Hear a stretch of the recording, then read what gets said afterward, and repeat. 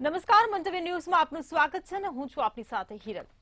જે પ્રકારે ગુજરાતમાંથી ડ્રગ્સની ફેક્ટરીઓ ઝડપાઈ રહી છે, ડ્રગ્સનો જે પ્રકારે ખુલ્લેઆમ વેપલો થઈ રહ્યો છે, છેલ્લા 2-3 વર્ષથી એક એવી દિશામાં ડ્રગ્સનું દૂષણ જોરશોરથી ફૂલી ફાલી રહ્યું છે, તે જોતા એવું જ લાગી રહ્યું છે કે ઉડતા પંજાબની જેમ હવે ઉડતા ગુજરાત જેવી પરિસ્થિતિનું નિર્માણ થઈ રહ્યું છે અને તેવું કહેવામાં હવે કોઈ જ અતિશયોક્તિ નથી। ખંભાતના સોખરાની ગ્રીન લાઈફ કંપનીમાંથી ડ્રગ્સ ફાર્માસ્યુટિકલની આડમાં ડ્રગ્સનો ધંધો જે ચાલતો હતો તેની પર એટીએસે રેડ કરી, જેમાં 107 કરોડનો ડ્રગ્સનો પાવડર જપ્ત કરાયો છે। સંચાલક સહિત 6 લોકોની ધરપકડ કરવામાં આવી છે। પહેલા આણંદમાંથી ફેક્ટરી ઝડપાઈ, ભરૂચની જીઆઈડીસીમાંથી જોબ વર્ક પર ડ્રગ્સ બનાવી આપવામાં આવતું હતું, કલકત્તામાંથી પણ ગુજરાતમાં ડ્રગ્સની સપ્લાય થતી હોવાનો સ્થાનિક પોલીસ દ્વારા પર્દાફાશ કર્યો હતો। એટલું જ નહીં, આયુર્વેદિક સિરપમાં આલ્કોહોલનું પ્રમાણ વધારીને પાનના ગલ્લા પર વેચાણ કરાતું હોવાની પણ વાત સામે આવી હતી। દરિયાકાંઠાના લીધે ડ્રગ્સની હેરાફેરી માટેનું કેન્દ્ર બિંદુ ગુજરાત બની જ તો ગયું જ છે, પરંતુ હવે લેન્ડિંગ હબની સાથોસાથ મેન્યુફેક્ચરિંગ હબ પણ બનવા લાગ્યું છે અને ગુજરાતની શાંતિ, સલામતી અને સુરક્ષાને ભંગ કરીને જે પ્રકારે ડ્રગ્સનું નેક્સસ રચાતું જાય છે, તેને લઈને ગુજરાત માટે એક મોટો પડકાર ઉભો થઈ રહ્યો છે અને ખાસ કરીને જે રીતે યુવા પેઢીને ટાર્ગેટ કરવામાં આવે છે તે ચિંતાનો વિષય બન્યો છે। ત્યારે દવાની આડમાં થતા ડ્રગ્સના વેપલા પર જ કરીશું આજનો સીધો સંવાદ।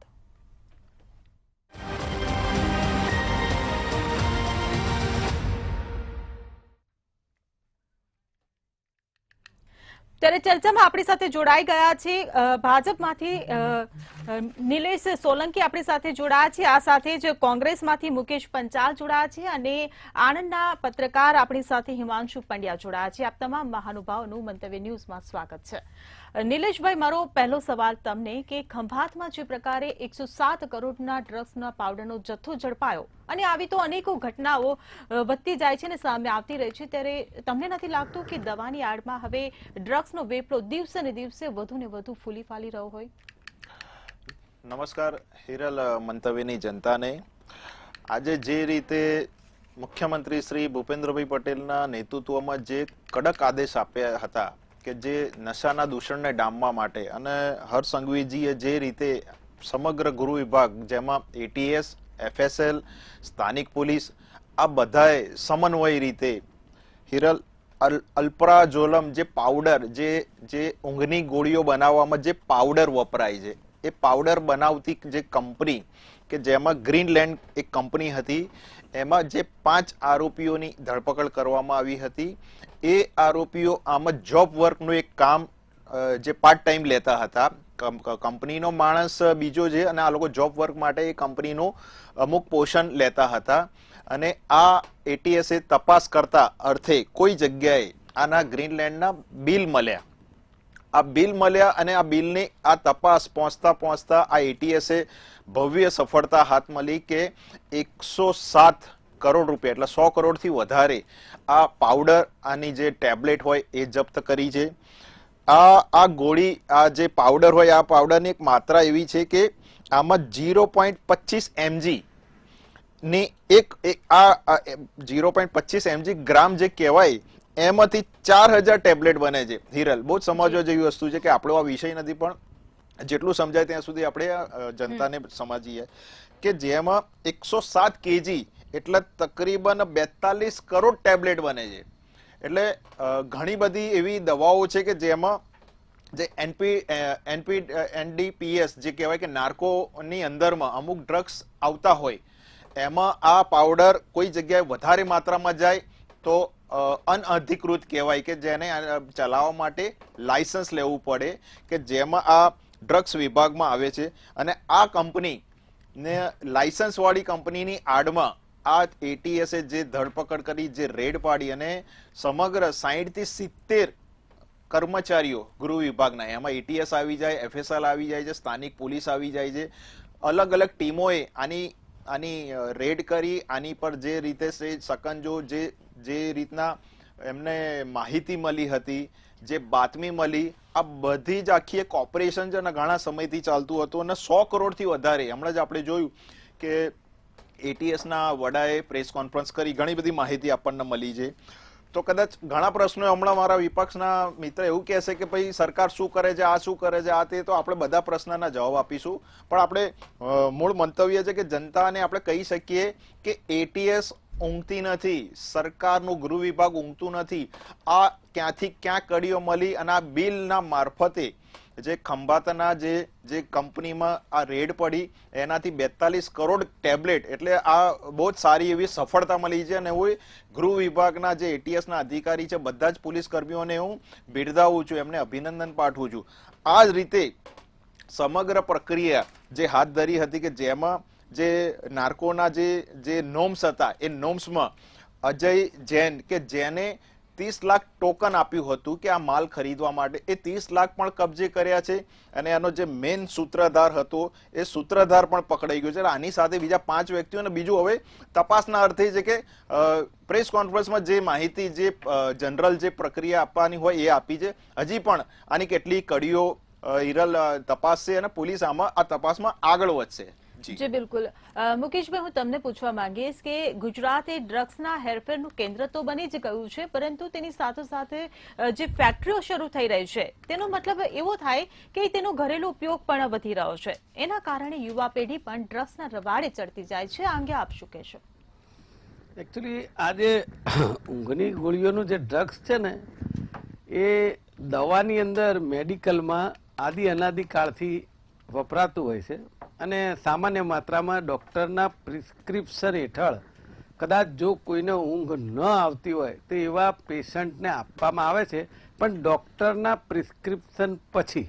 તો એટલે હું એવું માનું છું કે મેડિકલની દુકાનો કે એ બનાવતી કંપનીઓ એની માત્રા ખૂબ ઓછી હોય. ઘણી કંપનીઓ બીજી બધી દવા બનાવતી હોય, એની સાઈડમાં આ દવા બનાવતી હોય, કારણ કે એટલી મોટી માત્રામાં આ દવાની જરૂર પડતી ન હોય. પણ મૂળ વાત એવી છે કે 107 કરોડ રૂપિયાનું જે આ ડ્રગ્સ કેમિકલ જે પાવડર કે જેમાંથી આ દવા બને એ પકડાયું. એટલે ભાઈ ભારતીય જનતા પાર્ટીના પ્રવક્તાએ કહ્યું કે એટીએસના જવાનોને હું બિરદાવું છું. અરે ભાઈ, આપણે મુખ્યમંત્રીને અભિનંદન આપી દો, ગૃહમંત્રીને આપી દો, જવાનને આપી દો, બધાને આપી દો, પણ એની પાછળ તમને એવું નથી થતું કે આ આપણા માટે શરમજનક ઘટના છે કે આ જો 107 કરોડનું પાવડર ન પકડાયો હોત, 42 કરોડ ટેબ્લેટ બની ગઈ હોત અને જો આપણા ગુજરાતમાં ફેલાઈ ગઈ હોત કે બીજા રાજ્યમાં, તો આજે 140 કરોડના દેશમાં 42 કરોડ ટેબ્લેટ એટલે 3 ટેબ્લેટ લે ને કોઈ મહિના 2 મહિનામાં, તો પણ હું એવું માનું છું 14 કરોડ યુવાનો ડ્રગ્સના ને આવા રવાડે ચડી જાય. અચ્છા, હવે તમે એવું કહો છો કે કડક આદેશ આપી દેવામાં આવ્યા. સારું કર્યું, આજે 30 વર્ષ પછી ભારતીય જનતા પાર્ટીની સરકારને કડક આદેશ આપવાનો ટાઈમ મળી ગયો. બહુ અભિનંદન આપું છું સરકારને, કારણ કે સરકાર તો હમણાં જ આવી, 30 વર્ષથી ચાલે છે, ત્યાં સુધી કોઈને કડક આદેશ આપી જ ન શક્યા. ખરેખર આ ફંક્શન કોનું છે, આ કામ કોનું છે? આ ડ્રગ્સ ઇન્સ્પેક્ટરોનું કામ છે. જે લોકો મેડિકલની દુકાનોમાં રોજ બરોજ અઠવાડિયે સમયાંતરેનું ચેકિંગ હોય, ફેક્ટરીઓમાં ડ્રગ ઇન્સ્પેક્ટરનું ચેકિંગ હોય, અને એ લોકો બહાર લાવે કે આ દવામાં આ પાવડર ન વપરાય, કે તમારે ત્યાં કયું સ્ટોકમાં મટીરિયલ છે, જે ડ્રગ્સ છે કે પાવડર છે કે કેમિકલ છે, આની જવાબદારી ડ્રગ્સ ઇન્સ્પેક્ટરની છે. એના માટેનો સરકારમાં વિભાગ છે, પણ આ વિભાગ ભ્રષ્ટાચારમાં ગળા ડૂબ છે. મેડિકલની દુકાનોમાં મસ્ત મોટા હપ્તા લઈ અને મેડિકલની દુકાનમાં ચેકિંગ જોઈએ તેવું થતું નથી. એવા કેટલાય દાખલા છે કે મેડિકલની દુકાનમાંથી સિરપ કે આવી ટેબ્લેટો લઈ અને નશો કરતા યુવાનો નજરે પડ્યા છે, કેટલાક પોલીસના હાથે પણ ચડ્યા છે. પણ હું એવું માનું છું કે આ વખતે અત્યારે જે એટીએસે એમને માહિતી મળી અને કામગીરી બજાવી, તો એ એટીએસના જવાનને આપણે અભિનંદન એટલા માટે આપીએ કે જે તે વખતે ત્યાં પકડવા ગયા. તમે સમજો કે આ જે લોકો આ કૃત્ય કરતા હોય, આપણા દેશના અને રાજ્યના યુવાનોને બરબાદ કરવાનું, એવા લોકો તમામ હથિયારો પણ રાખતા હોય. જી. તો એવા સમય એમના ઉપર હુમલો ના થાય એની પણ તકેદારી એમને રાખવી પડે. પણ આવું બધું જે ડર નથી કોને, આવું બધું બનાવવા વાળી કંપનીઓને, એ જી. કેમ નથી? એ સરકારની નિષ્ક્રિયતા છે, ગૃહ વિભાગની નિષ્ક્રિયતા છે જી, કે મુકેશભાઈ. જેના હિસાબે આ કંપનીઓને, આ ફેક્ટરીઓના માલિકોને ડર જી. નથી. જી બિલકુલ એટલા મુકેશભાઈ, માટે હું આ આવીશ બની ફરી તમારી પાસે. હિમાંશુભાઈ, મારો સવાલ તમને કે ગ્રીન લાઈફ કંપનીમાંથી જે 107 કરોડનો ડ્રગ્સનો પાવડર ઝડપાયો એ બહુ મોટો જથ્થો કહેવાય. એટલું જ નહીં પણ અગાઉ પણ એક એમડી ડ્રગ્સની ફેક્ટરી ચરોતરમાંથી જ પકડાઈ હતી. ત્યારે ત્યાંના સ્થાનિક પત્રકાર તરીકે તમે આ બાબતને કઈ રીતે જુઓ છો? હીરાબેન, થોડીક ભૂતકાળની વાત કરી લો. આ સવાલ પૂછ્યો છે ત્યારે 1996-97 વડોદરાના સાવલી તાલુકાના પોઈચામાં એક ટેબ્લેટ બનાવતી કંપની ની અંદર મોટા પાયે આફ્રિકામાં સપ્લાય કરવાનો ડ્રગ્સનો મોટામાં મોટો 2 નંબરનો વેપલો પકડાયો હતો. 30 વર્ષ પછી છેલ્લા 1-2 વર્ષથી ગુજરાતની અંદર જે રીતે ડ્રગ્સની એન્ટ્રી થાય છે, જે રીતે ડ્રગ્સ આવે છે, એટીએસની કંપની સરકાર નિર્વિવાદપણે કદાચ આવશ્યક પગલા ભરતી હશે, પરંતુ હું એક વસ્તુ કહું કે ખંભાત, જેની ઓળખ હકીક, પતંગ, હલવાસન, સૂતરફેણીના ઉદ્યોગ માટે જાણીતી, ખંભાત એક વખતનું બંદર, ખંભાત રાજ્યનું સૌથી પહેલું થર્મલ સ્ટેશન, એ ખંભાત છેલ્લા 2 દાયકાથી કેમિકલ માફિયાઓ અને આજે ગઈકાલે જે બનાવ બન્યો તે પછી હવે લાગે છે કે ડ્રગ્સના માફિયાઓના હાથમાં સપડાઈ રહ્યું છે. અને એની પાછળ જો કોઈને કોઈ જવાબદાર હોય તો સ્થાનિક નેતાગીરી. આજે પણ કહું છું, અગાઉ પણ આપની સાથે એક ઇન્ટરવ્યુમાં પ્રદૂષણ બાબતની ચર્ચા થઈ ત્યારે મેં કીધેલું કે સ્થાનિક નેતાઓની સાંઠગાંઠ ખુલ્લી છે. એને સરકારે ભલે પોતાના પક્ષના નેતા હોય કે વિપક્ષના નેતા હોય એને ખુલ્લા પાડવા આજની તારીખે જરૂર છે. નહીં તો ચરોતરની ભૂમિ એ શાશ્વત નગરી છે, સરદાર પટેલની કર્મભૂમિ છે. એને છેલ્લા કેટલાક સમયથી આ ડ્રગ્સના રવાડે ચડીને લાંછનરૂપ કિસ્સાઓ બની રહ્યા છે, જે શરમજનક અને ખેદજનક છે. જી બિલકુલ નિલેશભાઈ, હું તમને પૂછવા માંગીશ કે એટીએસ અને પોલીસના હાથે આવી કંપનીઓ વારંવાર પકડાય છે. થોડા સમય પહેલા ભરૂચ અને અંકલેશ્વરમાંથી પણ આવી રીતે ડ્રગ્સ પકડાયું હતું. સૌરાષ્ટ્રના દરિયા કિનારેથી તો વારંવાર પકડાતું રહેતું હોય છે. ત્યારે શું આ લોકોમાં સરકારી તંત્રનો કે પછી પોલીસનો કોઈ ડર પેદા કેમ નથી થતો? એવી કોઈ કડક કે નક્કર કાર્યવાહી કેમ નથી થતી કે આવા લોકોમાં ફફડાટ ફેલાય? હિરલ, એવું નથી કે ડર પેદા નહીં થતો હોય. આ આખો મામલો સમજવા જેવો છે કે આ જે આરોપીઓ પકડાય છે, અમે 3 વ્યક્તિ, જે 3 આરોપી છે એ લોકો ફાર્માની ડિગ્રી ધરાવે છે. અને જ્યારે આ ગ્રીનલેન્ડ જે કંપની છે એમાં ઓફિશિયલ ડ્રગ્સ બનતું હતું કે જેનું લાયસન્સ સરકારમાં લીધેલું હતું. હવે આ લોકોએ પાર્ટ ટાઈમ કોઈ જોબ રાખી હતી ત્યાં, જોબ વર્ક માટે, અને એમાં આ વધારાની અને આ માહિતી મળી એટીએસને.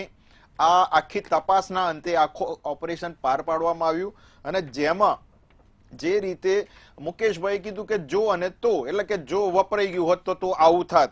તો જો અને તોની વાત કરીએ તો સરકાર તો કડક આદેશ આપી જ દીધા છે.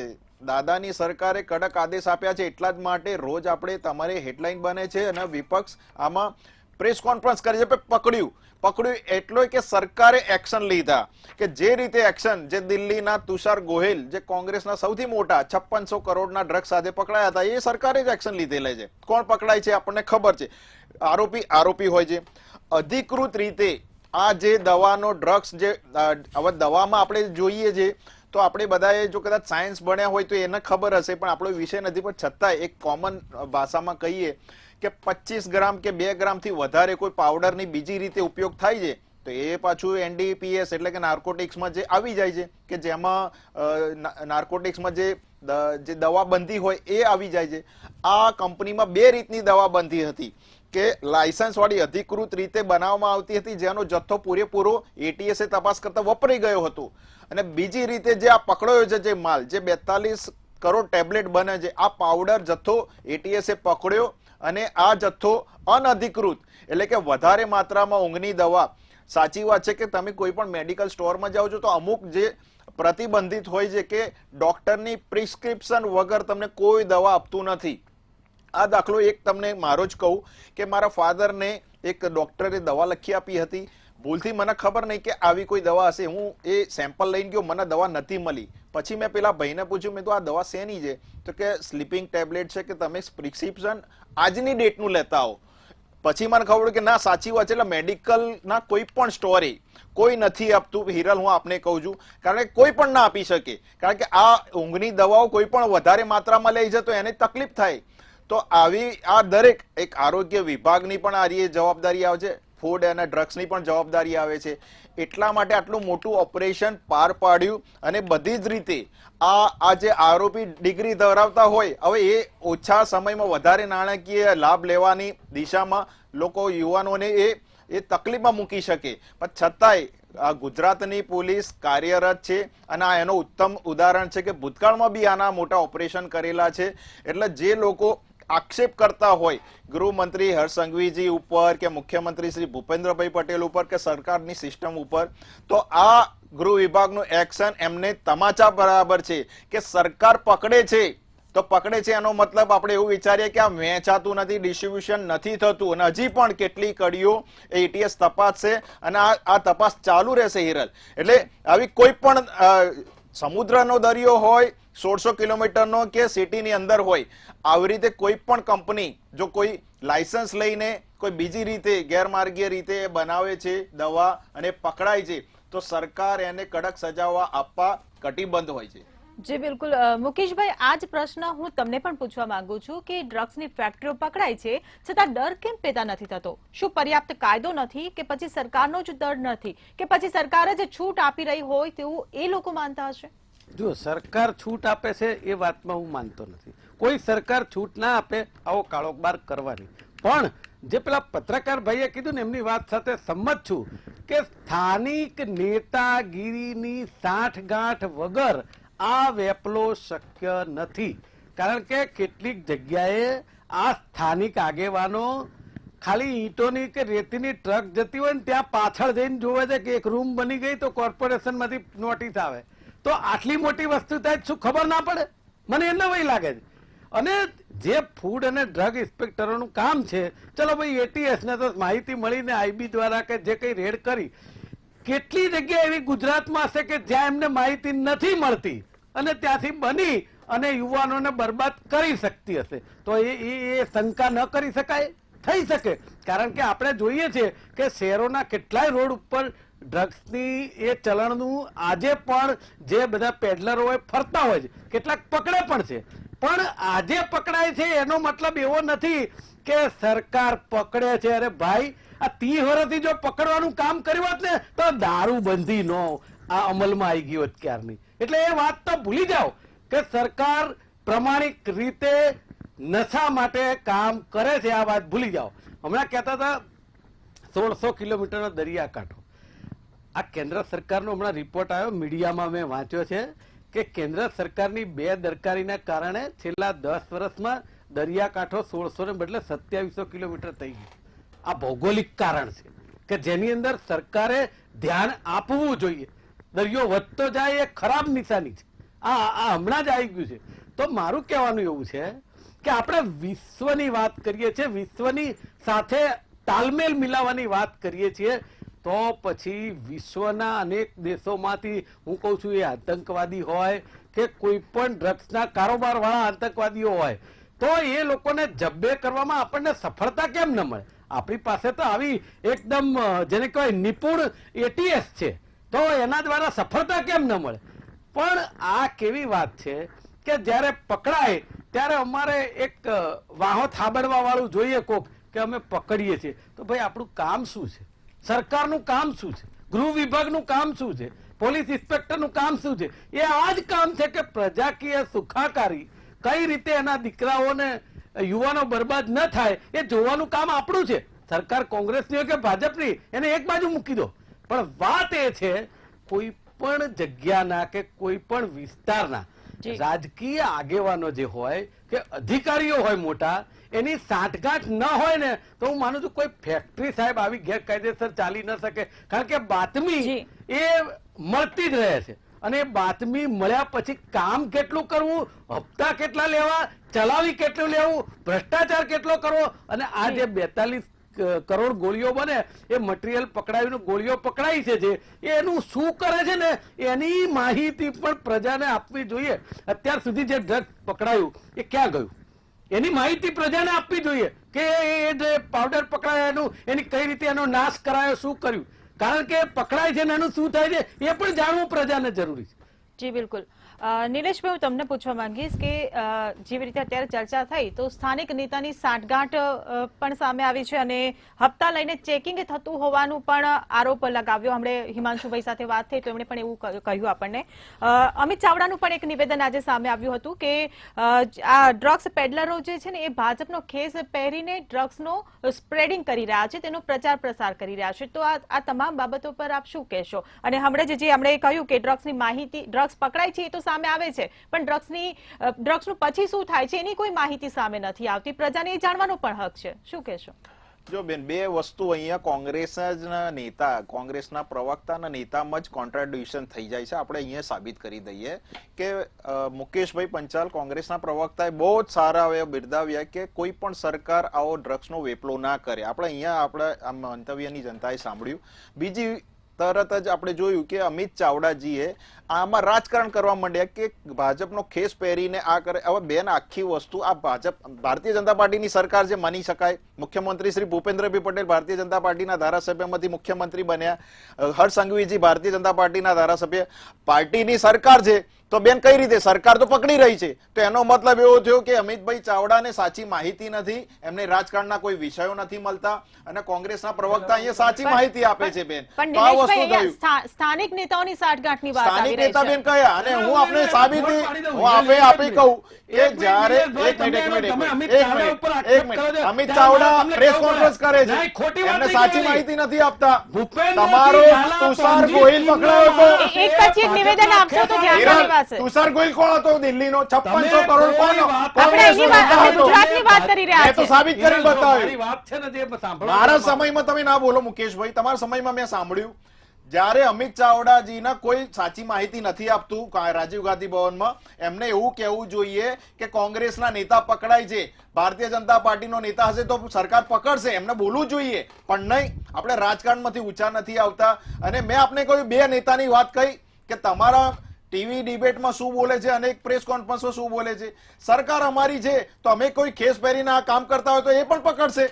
મુખ્યમંત્રી શ્રી ભૂપેન્દ્રભાઈ પટેલ એ દિશામાં છે કે પહેલો જો ભારતીય જનતા પાર્ટીનો નેતા બી હોય બેન તો એના પણ જેલના સરિયા પાછળ હોય. આપણે જોઈ લેજો ભૂતકાળમાં કે હર્ષ સંઘવીજી જોડે ફોટા હોય ને એ ફોટા વાળો પણ બસતો નથી. તો આનાથી વધારે હું તમને શું માહિતી આપું? જી બિલકુલ. મુકેશભાઈ, તમારો જવાબ આપી દો.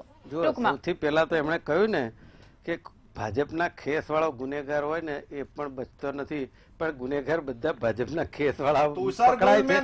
હવે તમે કેમ વચ્ચે બોલ્યા? નહીં, હવે તમે કેમ વચ્ચે બોલ્યા? નિલેશભાઈ, હવે એમને નામ લેવામાં આવે. આ સમગ્ર પાર્ટી ઉપર આક્ષેપ કરી રહ્યા છે. મુકેશભાઈ, નામ સાથે વાત કરીએ તો હું તુષાર ગોહિલ નામ આપું, કોંગ્રેસનો નેતા હતો. ભાઈ નામ આપો કયો પકડાયો છે ભારતીય જનતા પાર્ટીનો? નિલેશભાઈ પ્લીઝ હવે કહું છું, પ્લીઝ નામ આપો ને. આપણે ખુલાસો કરીએ મંતવ્ય ઉપર. જી બિલકુલ. મારું કેવું એવું છે, સમય અત્યારે વેડફાઈ રહ્યો છે.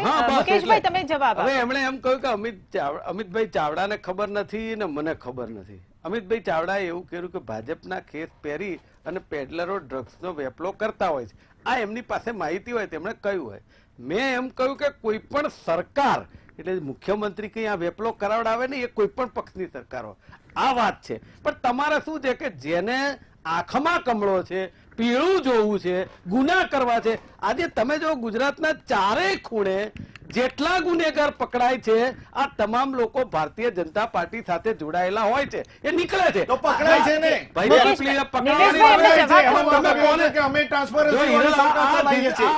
વાતને રાખવાની કોશિશ નહીં કરવાની પ્લીઝ.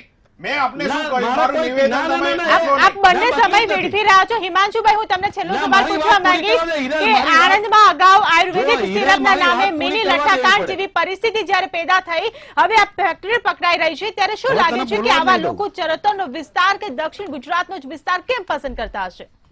હિરલબેન, ખંભાત એક દરિયાકાંઠે આવેલું છે, એટલે સૌથી વધારે સરળતા દરિયાકાંઠાના જે કોઈ દેશમાંથી આ ડ્રગ્સ આવતું હોય એ નિયરેસ્ટ ડેસ્ટિનેશન જો આવતું હોય તો એ ખંભાત છે. નંબર 2, ચરોતરની ભૂમિ શાશ્વત નગરી છે. અહીંયા ગાડી દરેક પ્રાંતમાંથી વિદ્યાર્થીઓ ભણવા આવતા હોય છે. એક આપને ઉદાહરણ આપું, આજથી 2 વર્ષ પહેલા આણંદના રેલવે સ્ટેશન ઉપર ગાંજાના વાવેતર થયેલા ફોટા મેં પ્રસિદ્ધ કરેલા છે. જી અને જયારે પ્રસિદ્ધ થયા પછી જ્યારે પોલીસને ખબર પડી તો એમણે તાત્કાલિક હટાવી લઈ દીધેલા. આણંદના રેલવે સ્ટેશનના અંદર જ્યુરિડિક્શન એક બંધાયેલું છે કે ભાઈ સિટીની પોલીસ ત્યાં જઈ ના શકે, રેલવે પોલીસ જઈ ના શકે, એટલે રેલવેના પાટા પર રોજ સાંજે નશીલા પદાર્થોના બેફામ વેચાણ થાય છે. જી વિદ્યાનગરના એક વિસ્તારની અંદર બેફામ વેચાણ થાય છે. પોલીસ જાણે છે છતાં પોલીસ આંખ આડા કાન કરે છે. એની પાછળનું કારણ શું એ પોલીસ જાણે, સરકાર જાણે. તટસ્થતા પત્રકાર બતાવે તો પત્રકારને એ લોકો એવું કહે કે ભાઈ તમારે આ બાબતમાં નહીં જવાનું, અમે અમારી રીતે તપાસ કરીએ છીએ. નંબર 3, ખંભાત એટલા માટે મહત્વનું છે કે ખંભાતનો એરિયા જે ખંભાતની કલ્પસરથી કાયાકલ્પ કરવાની હતી એ ખંભાત આજે કેમિકલ માફિયાઓ અને આ બાકી રહ્યું તો ડ્રગ્સ ના માફિયાઓનું ધામ બની રહ્યું છે. જી એટલે કાયાકલ્પ થઈ છે પણ કેમિકલ માફિયાઓની અને ડ્રગ્સ પેડલરોની. જી બિલકુલ. અને આ બાબતે સરકારે સચેત જાગવું પડશે. સરકારે આવશ્યક પગલાં લેવા પડશે, નહીં તો સરદારની ભૂમિને લાંછન લાગતા હવે વાર નહીં લાગે. જે સરદારના નામે આપણે મતો લઈએ, જે સરદારના નામે આપણે અન્યાય થયા, જે સરદાર અમારા એવા રાષ્ટ્રીય પક્ષો દાવા કરે, એ સરદારની ભૂમિ પર આજે કલંકિત થઈ રહી છે. જી બિલકુલ. મુકેશભાઈ તમે કંઈક કહેવા માંગતા હતા, જવાબ મારી પૂરો વાત કરી દો. એવી છે બેન કે એક તો પેલા એને વચ્ચે બોલવાનું બંધ કરાવો. બીજી વાત એવી છે કે જ્યારે આપણે એક આંગળી કોઈની સામે કરીએ ને તો 10 આંગળી આપણી બાજુ થાય, એને વિચારીને કરવી જોઈએ તો આપણને કઈ વાંધો ના આવે. આપણે વચ્ચે બોલવાની જરૂર ના પડે, કારણ કે આપણને હર્ષ સંઘવીજીને કોક કે તો ચૂંટલો ભરેલો આપણે લાગે. મુદ્દાની વાત કરીએ મુકેશભાઈ, સમયનો અભાવ છે. એમણે અમિતભાઈ સાની વાત કરીને એટલે સમયનો અભાવ છે, મુદ્દાની વાત કરીશું મુકેશભાઈ. ના, આ રીતની વાત જ ના હોય ભાઈ. એ વિષય આ વાત જતા ડિબેટનો રહી. ટાઈમ બગાડવાની વાત છે કે તમારો વાંક આવે છે એટલે તમારે કોઈને બે સાંભળવા દેવું કોંગ્રેસના નથી. બે નેતાના નિલેશભાઈ ભિન્ન ભિન્ન નિલેશભાઈ એમને વાત પૂરી કરી લેવા દો. This is not તમને fair. સમય આપવામાં આવ્યો છે હવે હું નિલેશભાઈ. next debateમાં એને બોલવા જ નહીં દઉં. હવે મારી વાત એવી છે, તમે આ ડ્રગ્સની વાત કરો છો કે એમણે ATS જાણકારી મળીને પકડ્યું, બરાબર છે.